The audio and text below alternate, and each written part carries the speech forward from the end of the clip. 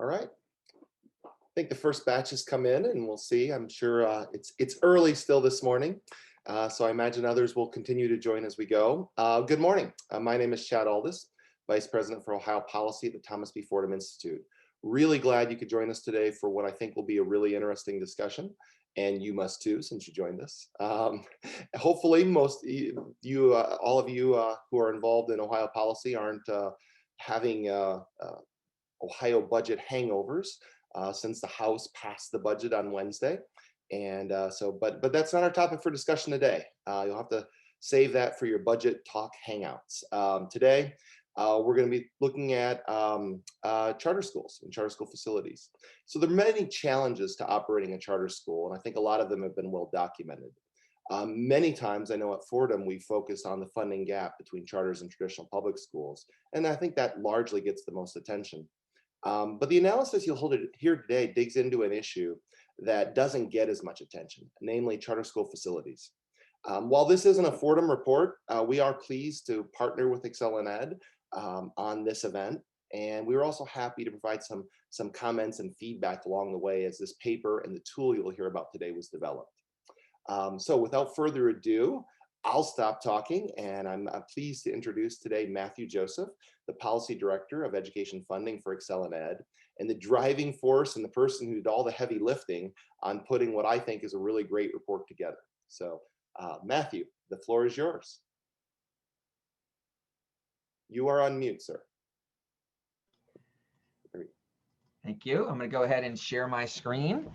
So before we get started, but before I kind of dig into the kind of details of it, I just wanted to thank Fordham for hosting this webinar and creating the opportunity to present this study. And as Chad mentioned, Fordham was just hugely helpful in terms of understanding how to tailor this approach to the specific needs of Ohio and where to get the data. And I know Aaron's on this call. I mean, we get a chance to work with a lot of people across the country in ExcelinEd, and it's just been a great opportunity and pleasure to work with both of you.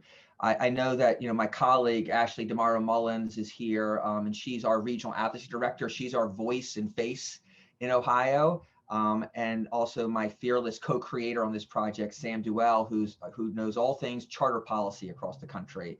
And of course, the mistakes are our own, and we really welcome feedback on how to make this tool and report as useful as possible. We'll definitely have our contact information in the chat, if you have additional questions or feedback, just really appreciate that. So I'm going to go on to just a little bit of the background. Yes. Matthew, I'm sorry. I forgot to say something to our audience, our attendees. Yeah. And just so they know, it is on the agenda and on the announcement, but there will be a time for question and answer. Matthew will go for probably 15 to 20 minutes and explain the tool and all of this. Then there will be quick questions and answers available. You'll have the opportunity today to raise your hand, and actually we can unmute you and you can ask your question. And since funding can be technical, you'll be able to ask it with using your own voice and all that. Or you'll also be able to type in the Q&A box. So my apologies for that. I just wanted people to know, and you can go ahead and queue up the questions ahead of time, but we aren't going to take the questions until Matthew is done presenting his discussion. So there we go. My apologies for the very early interruption, and go ahead. That's usually helpful. Thank you. I think, you all know just the general issue here about the lack of access to affordable facilities being one of the most critical issues facing charter schools in Ohio and across the country. And the big difference between how charter schools can address and meet their charter school needs versus how traditional districts do. Traditional districts are typically in buildings that they have been in for quite some time. They acquired them a long time ago. Or if they need to raise money to purchase a new building or repair a building, they can raise a special additional local tax, and they can use that tax to borrow money at a very low interest rate and pay it back over 30 years. Charter schools are not getting that additional local funds, and therefore they have to use the money that they're getting through for their operating expenditures to find a way to meet their charter school facility needs. On this slide, you have a just general sense about just how large and diverse the population of students in charter schools in Ohio is, the 83,000 students. And we'll get a little bit more into how that really quantifies the need that we need to address with state policy. In terms of how states have been helping charter schools meet their charter school needs, there's a whole array of strategies states have been using across the country, and the National Alliance for Public Charter Schools has kind of cataloged them, and there's like at least 14 of them, but they really fall into three big buckets. One of them is funding, where a state basically provides typically a per student facility allotment to a charter school to help meet and to pay rent, to lease a building, or they could provide a grant, for a specific school. The second category is facilities, where states are basically required traditional districts to provide no or low cost access to existing buildings that are oftentimes empty or nearly empty, and so they're just available, for use. And the final way that states are helping is through financing. It's not necessarily providing the money; it's providing the backing, the guarantee if there was a problem with the financing, so that charter schools can go into the private market and they can borrow funds at a much lower interest rate than they typically can get, and that really lowers the cost, for them to purchase a building, for example. And it really takes a combination of these strategies. I mean, no state is really going to do meet the full need through funding or facility or financing alone. They're going to mix and match these. And, it really, when you think about it, there's a big difference in certain ways. Like a $200 allotment for facilities helps charter schools a lot less than, like, say, Washington, D.C., that's providing more than $3,400 per student. Or if it says on paper that charter schools are supposed to get access to these empty buildings, but very few charter schools in a state have ever been able to get through the gauntlet and actually get a building, that's really not addressing much of the need. So what we wanted to do was think about, like, help policymakers and partners understand, when you mash all of the policies that a state has in place and you look at what's actually happening on the ground, how much of the need is actually getting addressed? Is it 100%? Is it 10%? Where is it actually in terms of that kind of space, so that we can kind of understand, like, what is the reality for charter schools that they're facing? And so we developed the Charter School Facility Index. And what 100 means, like 100% means, is that the state is helping address and meet the full 100% need of charter school facilities in the state. I mean, it's doing it through that combination. And this is an illustration on the right here, where you could see, like, through that combination of funding, facilities, and financing, that a state is at 100%. So the needs are fully being met. And as I said, I mean, in looking at that, we're not just looking at, like, what it says on paper. We're looking to see how many charter schools are actually getting access to buildings, how many charter schools are actually being able to tap into grants or financing, to kind of understand, like, what percent of the need is actually being met.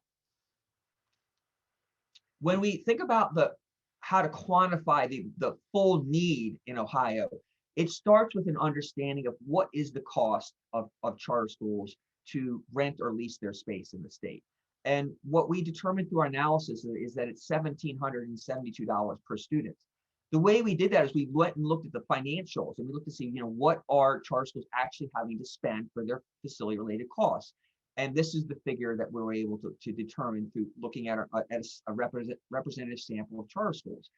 And that's about 16% of overall expenditures. And to just give you a sense of comparison, traditional districts in Ohio are spending $2,576 per student. So that's $1,772 is actually substantially less than what traditional districts are spending on their facility costs. And we did a similar study in Indiana, which we can talk about a little bit later, but it was at 15%. So 15% versus 16%. So, we're not looking at something that looks like extraordinarily high costs, for Ohio charter schools. But it is that $1,772 per student. I would say it's not out of whack. There's nothing like extraordinarily unexpected or disturbing about that figure. And then another figure just to remember, because we're talking about access to surplus buildings, is that there's 307 charter schools in Ohio. So theoretically, a state could fully meet the needs of charter schools in Ohio by providing the $1,772 per student, or providing access to surplus buildings to the 307 charter schools. So then we looked at what are the actual policies, how are they working, how do they stack up to address this need. And under the funding side, there is a $250 per student allotment for facilities. We also found that the state had previously put out $21 million in one-time grants for facilities for charter schools. Actually, it was $25 million, but charter schools only tapped into $21 million of that for reasons we can get into in a little bit later. But that $21 million was used to purchase for construction. So it definitely did reduce the cost of rent, for the future for those charter schools by a relatively small amount. There was no, charter schools do not have access to the much bigger block of $300 million that goes out every year to traditional districts from the state for facilities. And there's no access in Ohio to the local funding for facilities. That's almost $1.5 billion, a year that local traditional districts are using and getting through local funds specifically for facilities. But charter schools don't get access to that in Ohio. Under the access to facilities, there is no policy in place in Ohio to give no or low cost access to buildings. So that's at zero, but there is in the law a provision that says that Ohio can get basically market rate access. And it turns out that about 10% of charter schools are able to get market rate. So that doesn't save nearly as much money as a no or low cost access, which is what most states and many states are doing, but it does save some money. It's at a market rate, and it gives them access to buildings that were designed as schools. And then in the financing category, currently Ohio is not doing anything to help reduce that cost of financing, through that kind of formal, informal backing of the borrowing of charter schools, so it lowers their interest rate.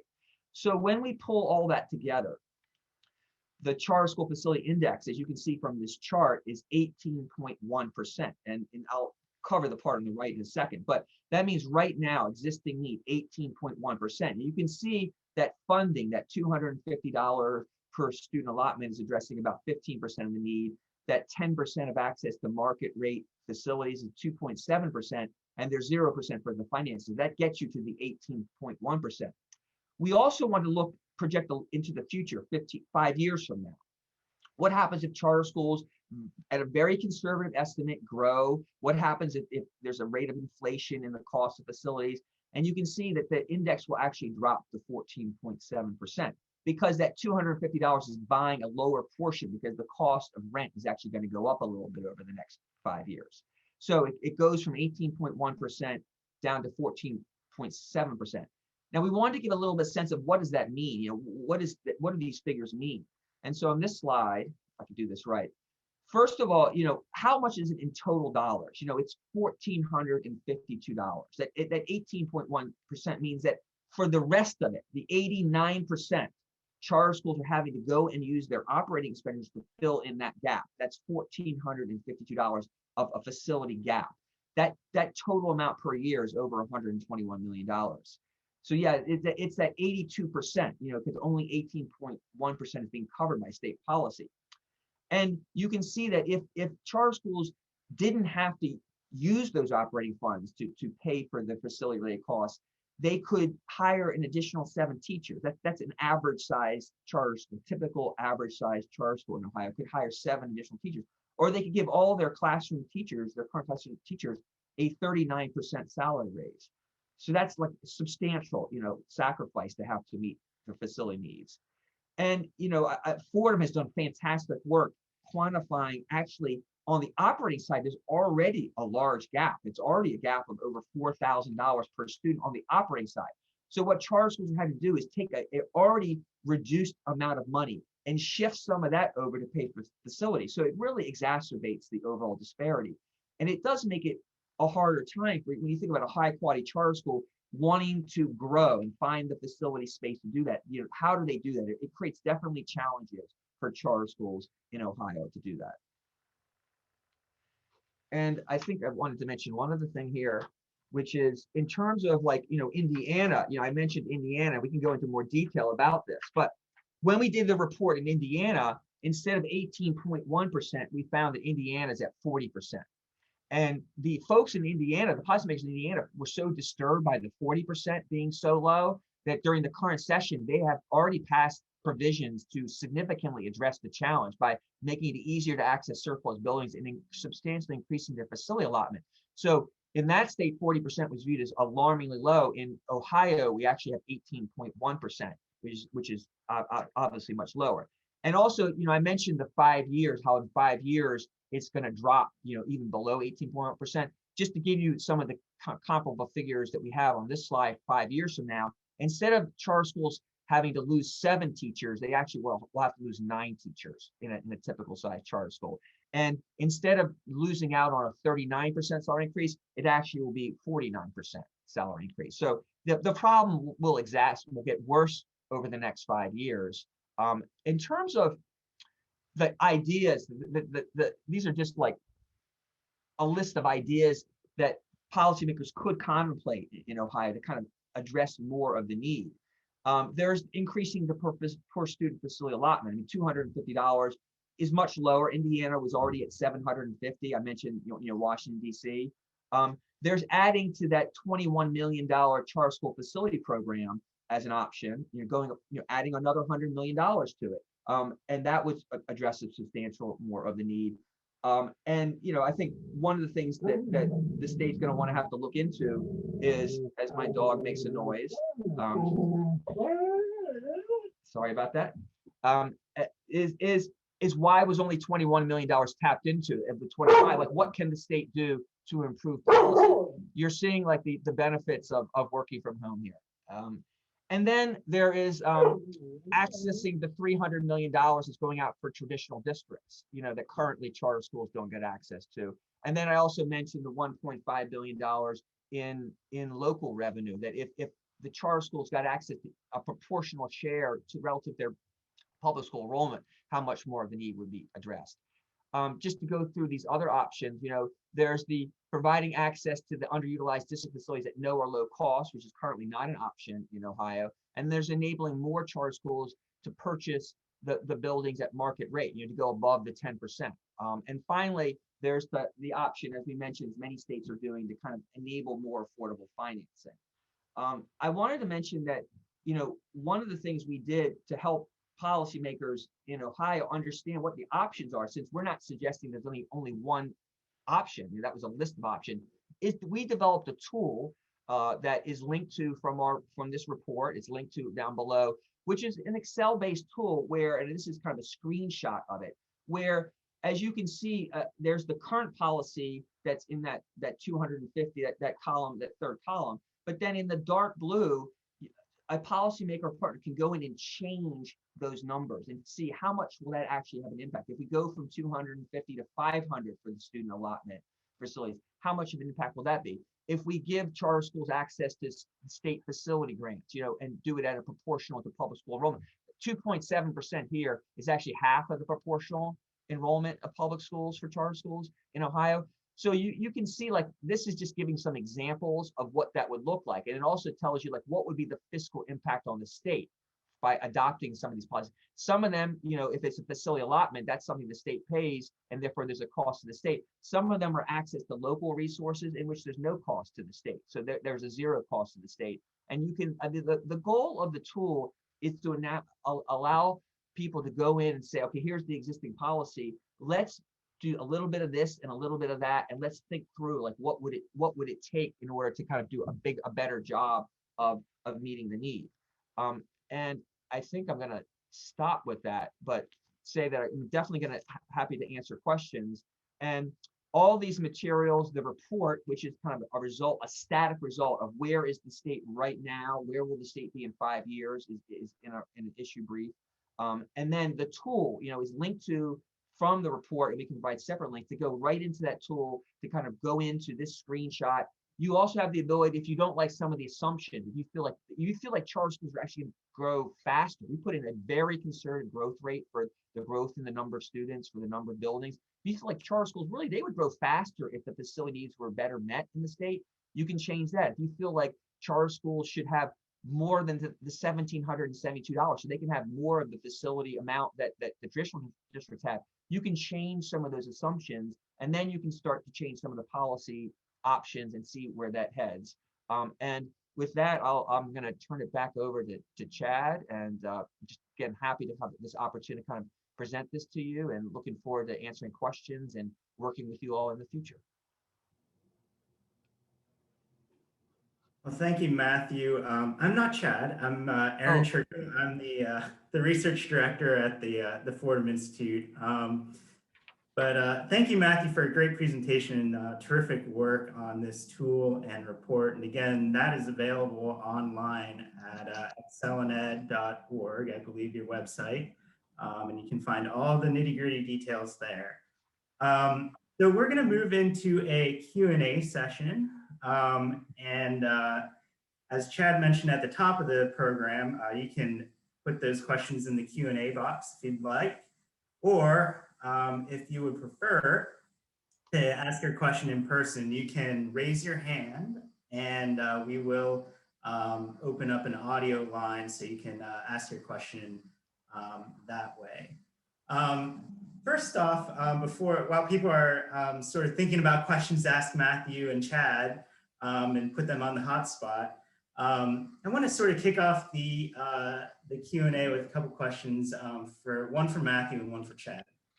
So let me turn it to Matthew, and you mentioned this earlier in your presentation that you have used this sort of framework, methodological framework, to look at another state's charter facility needs. I think it's Indiana. You mentioned that Indiana actually does a better job than Ohio in meeting the facility needs. So what were some of the things that you saw in that state that improved their performance in terms of meeting needs, and that Ohio is not doing currently? So can you talk a little bit more about the Indiana study you did? Yeah, absolutely. I can talk about Indiana and also, talk about a couple other examples from other states in terms of, just illustrations. But, Indiana, I mentioned, they have a significantly higher per student allotment for facilities. It's $750 per student. And under the budget that just got approved, it's going to go over up a couple of years to $1,250. They also have a provision of providing access to surplus buildings at no or low cost, really at $1. And a bunch of charter schools have been able to access that provision in Ohio, in Indiana, but they also found that there were problems with the surplus schools not getting on the list. I mean, just being held back, for unknown reasons. And so that's what they tightened up quite a bit through the legislation, so that it's going to be easier to make sure that these surplus buildings get on the list, and that if they're not being used for actual classroom instruction, these are buildings that were built for classroom instruction. They're a precious commodity. It's very expensive to build the same kind of building for classroom instruction. So Indiana says that's precious space. We don't want that used for storing index cards or something like that. We want to get them back into serving students. I just give you another example. I mentioned how in some states they're really helping with financing. I mean, Colorado, Texas, Idaho. What they're doing is they're broadening always broadening the category of charter schools that can tap into this. So if they have really strong academic performance in Arizona, they can basically get backing from the state. Then they go and they borrow their money at multiple interest points lower. And it really makes it cheaper for them to buy than to rent. So it saves them a lot. And, in other states, just want to mention, like in Colorado and in California, the provisions really are very good at getting the charter schools access to those surplus facilities. I mean, in California, more than 40% of charter schools are in surplus buildings. It's very high in Colorado also. So it's much higher. Of course, it's 0 in Ohio, but it's 10% on the market rate. But really, on the thing that we care about the most, which is the no or low cost, it's 0 in Ohio. And you compare that to upwards of 40. The other thing is that in Colorado and in Florida and other states, they are allowing charter schools to access to those local facility funds. So when the locality raises money from the taxpayers, some of those taxpayers are sending their kids to the charter schools. So they're basically saying, we want a proportional amount of that to go to the charter schools. And so they are doing that, and that really is helping a lot to provide additional funds to the charter schools to help meet their charter school facility needs. And there's a tremendous amount, sounds like, going around the country that other states are doing to sort of innovate and help charter schools lower their financing costs and get them in buildings that meet their kids' needs. Is there a centralized resource, Matthew, that you know of that's really a good sort of national overview of what states are doing? Yeah, there is actually. I mean, the best resource, is the National Alliance for Public Charter Schools, where they go through all of those 14 elements, that I said were in 3 buckets, and say, okay, Ohio, Indiana, all of the states, what's there on paper? And it's a great resource. I think the thing that we felt was important to go a little bit deeper, which we've only done in a small number of states, is to take a look at how is it actually working on the ground. What's the reality? So we've worked a lot with them. But if you want to get a sense of what's existing on paper, what are the ideas out there, I think that's a great place to go. Go to their database, and you can pull down lots of resources on it. Excellent. Thanks, Matthew. I'm going to give Chad a real quick question, then we're going to turn it over to audience Q&As because I see some in the chat box. So Chad, I want to bring you into the conversation real quick. So we've seen, so ExcelinEd has shown that, Ohio has a long way to go to meet the needs of charter schools in terms of their building and facility needs.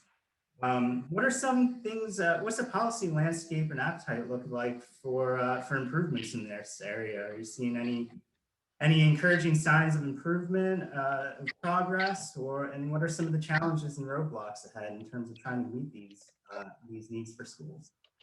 Yeah, that's a great question. Well, I'm afraid I'm not going to be able to just spray sunshine on charter school advocates this morning. Generally, I'd say the situation is fairly mediocre right now in terms of what we've seen in terms of help for charter schools to access facilities, which is, I think, one of the reasons why this tool and the report and the tool could be really helpful. I think it could really open some eyes and help people understand sort of the scope of the situation.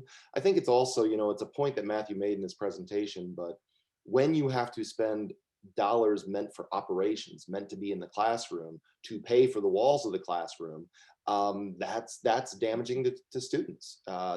Those dollars should be going into the educational experience and not just for paying the electric bill and making sure there's a facility. On the positive side, even the $250, which by national standards has now become kind of small in terms of the per pupil facility assistance that Ohio charters get, is relatively new here in Ohio. I think it was 2013 was the first time that charters received any money for facilities. And I think it started at $50 the first year and $100 the second year. So, this is not yet, I think what you've seen it, as you've seen from Matthew's data in the report, it doesn't solve the problem yet, but it's certainly been a step in the right direction. And so that I think, hopefully, if people recognize the issues that charters continue to face in this area, that could help long term. The other thing, though, I'd say is the access to facilities, which is another area where Ohio does some work. I think it's still incredibly difficult for charter schools to access unused district facilities. Part of that is the provision, as Matthew highlighted, related to market value, because it's not the market value as a school or what the school building is worth. It's what the land could otherwise be used for. So, if it's an area of Columbus, which is growing and has a very strong economy, the district can actually decide whether what the market value of that is based upon the most valuable commercial use. And the thing that galls me a little bit about that, or that is frustrating, I guess, is this is a building that was paid for by taxpayers to deliver public education. And if a charter school buys it and has to pay market value for it, the taxpayers of the state of Ohio get to pay for it again. So that just seems like it certainly wouldn't be called double dipping, but it certainly doesn't feel right from a policy perspective. So I think there's still a lot of work to do. I think awareness of the issue is a critical first step. So hopefully this will generate some discussion. All right. Well, I think we have already some questions in, so let's move over to what the audience is, what's on their minds. So we have a question in the chat box about a factual question about whether we know the number of charters in Ohio that own their buildings versus rent. So I will put Matthew on the spot first, and then and see if anybody has any estimates of that number.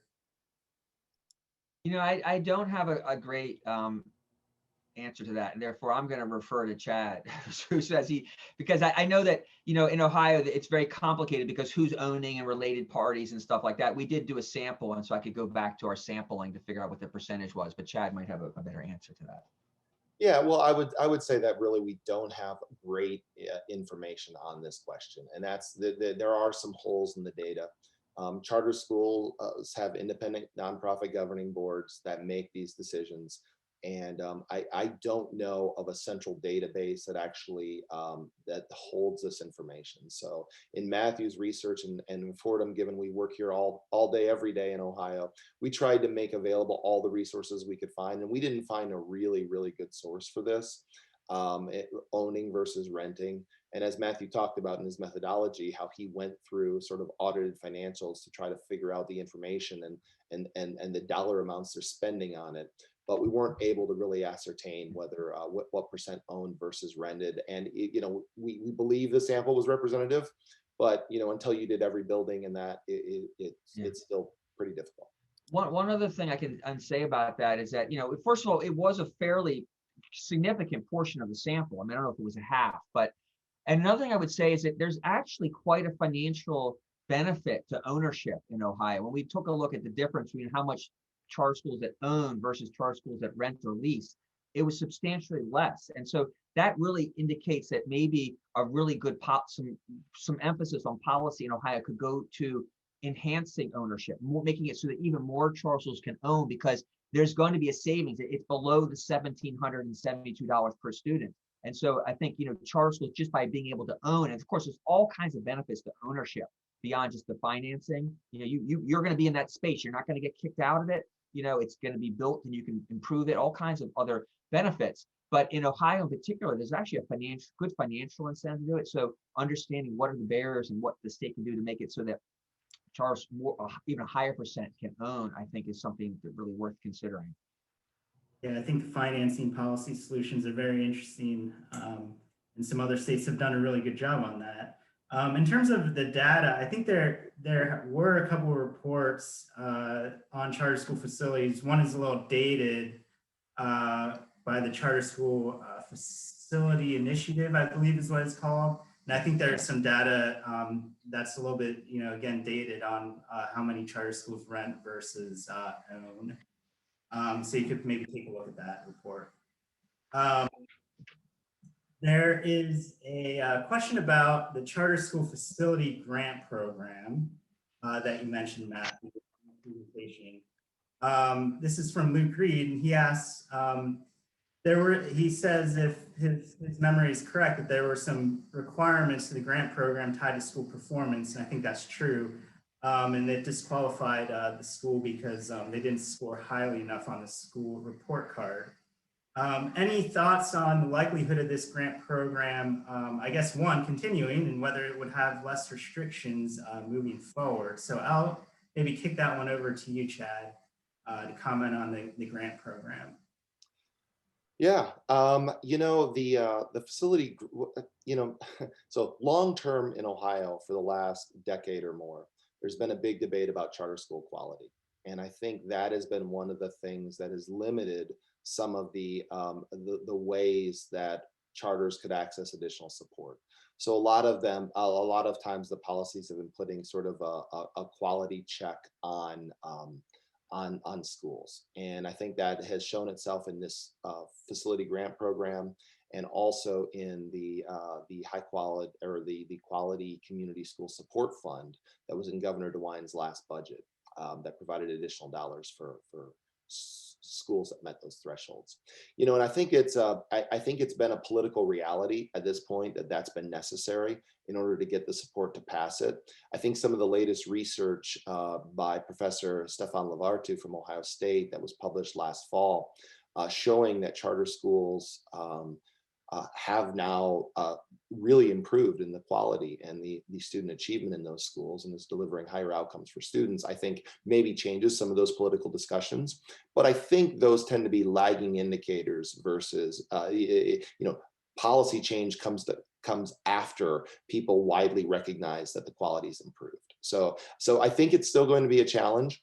But the point Luke is making is spot on, and that is, All schools are facing these resource hurdles, all charter schools. So I think a policy that doesn't provide access to all charter schools, it will only begin to solve and touch the problem. The question is whether the political reality has changed enough to make it so that there's broader access, and I just don't know the answer to that yet. All right. And then there's a question also from the not from the panelists, from the audience. Thank you. On of the policy change recommendations that you make in the report, given the current political climate in Ohio, what do you feel are the most realistic and achievable policy solutions that elected officials might be open to? So let me start with Matthew, because he crafted some of the recommendations. And obviously, the political landscape may not be as familiar to you, but maybe from a national picture, what are some of the recommendations that states have been more, open to on a national level? And then I'll turn it over to Chad for some thoughts on the on-the-ground reality here in Ohio. So Matthew, take it away on that question. Yeah, I'll answer quickly and then jump it to Chad, because it's really an Ohio question. Because I think, one of the reasons why we did it the way we did is because there's really no one answer. It's so specific to Ohio. I mean, you have policies that really can help a lot, some help less. Then you also have the cost to the state, and there are all the politics. And that's why the tool is there. And I know we had a session on this at our last summit, and there was a state senator from Indiana on the panel, and he said the tool for him was what was most helpful, because he could go in and say, from my reflection, my understanding of the politics and options, what's going to work for me. I'm going to put in 500. It's going to have a certain cost to the state. I can see if I do this, it's no cost to the state, but it has a cost to the local districts. So really, it's that mix and match feature that I think really, it's not like one is better. For us, it's if it addresses 10% more of the need, it's just as good as another option that addresses 10% of the need. Yeah, so I would say in order sort of the likelihood, I think, of these being able to be used, and looking at this slide, since Matthew kept it up, it's very convenient right now. I think increasing the annual per student amount, the direct funding, because there's already precedent for it, it's easy to have a policy debate whether this is the right amount. So I think increasing that amount from 250 up to some other number, I think, is probably going to be what advocates most ask for, and sort of what the charter community likely would be going for first. And so I think that is that I would say is probably the most likely one to happen, because it's already sort of there and existing. And to the previous question, this of course goes to all charters, all brick and mortar charters. The second one, I think, and this is one that does not get enough attention in Ohio. Ohio kind of had the framework in law, but has never funded it, is the last thing, and that is the access to affordable financing to purchase their own facilities. The ability for the state of Ohio to have credit enhancement or to guarantee some amount of funds, knowing that charter schools, especially ones that have been established and meet certain longevity principles, have been around and are a low credit risk. This is a way, from the example Matthew has on this slide, to at a relatively low cost to the state, to really make a difference on the ability for charters to finance their facilities. So I think those are probably the two most likely. I think the least likely, one more I'd say that is potentially likely. It hasn't happened yet, but that is the access, a proportional access to the $300 million that go for charter facility, go for all school facilities. Well, currently traditional public school facilities, the school facilities fund. I think that is something that, while it would have political headwinds that would have to be navigated, I think it's something where it doesn't directly take away from someone else. I think when you start forcing districts to turn over buildings or turn them over at $1 or at no cost, I think that becomes a harder political sell.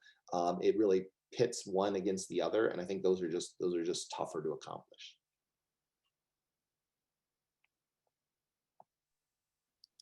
All right. there's a couple more questions and then we'll wrap it up.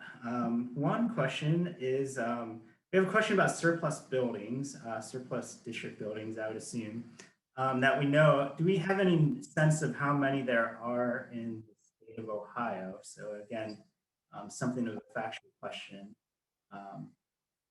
You know, in the interviews we did for this analysis, you know, we spoke to a lot of the, like, you know, charter school operators, and they didn't quantify, but they said they felt pretty confident there are a lot of surplus buildings. Of course, it depends upon the part of the state. Some exist more than others, but they just felt like this was definitely an untapped resource.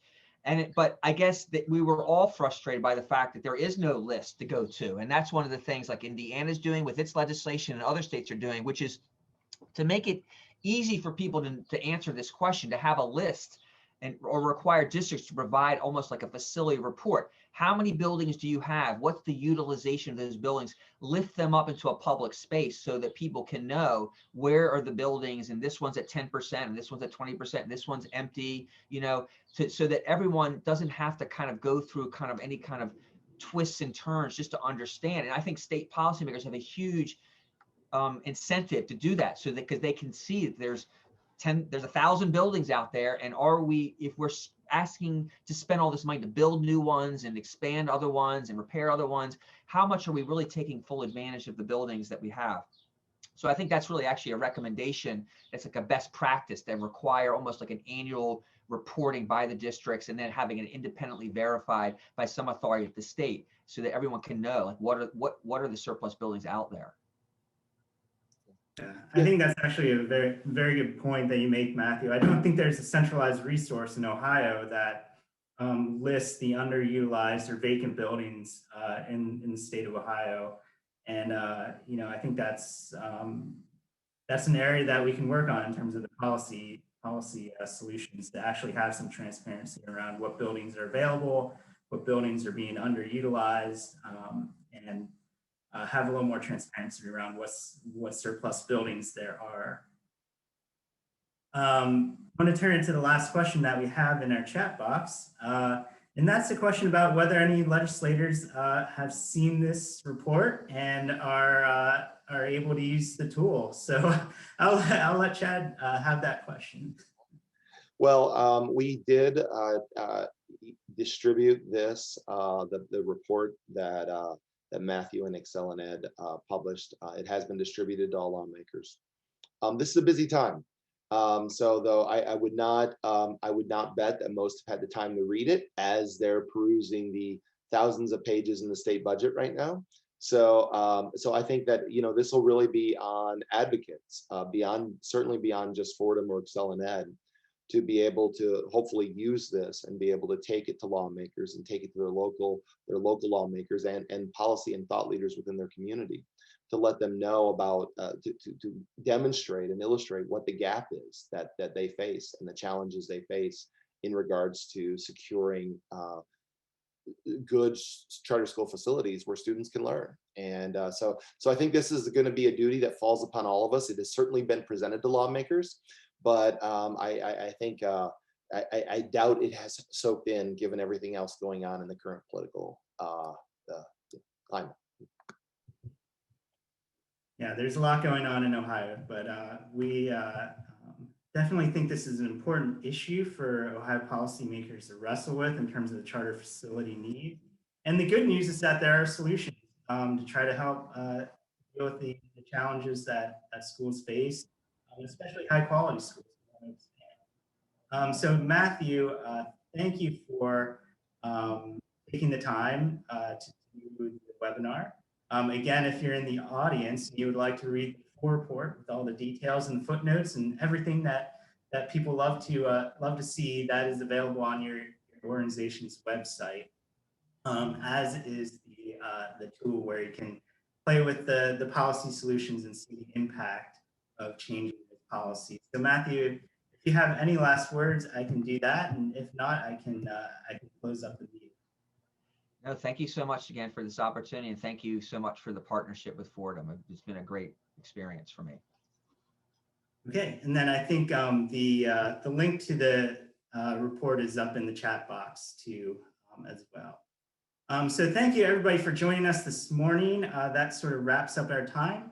And we at Fordham, thank you for joining us. We will have another online event on May 6th. So looking forward. That event we're co-hosting with the Buckeye Institute, and that we'll have Tim DeRoche and Darrell Bradford as our guests. And they'll be talking about interdistrict open enrollment and school attendance zones. So that should be a fun event to join as well. So we hope you can make it to that one. And with that, I'll close the meeting and thank you for joining us, and have a great rest of the day.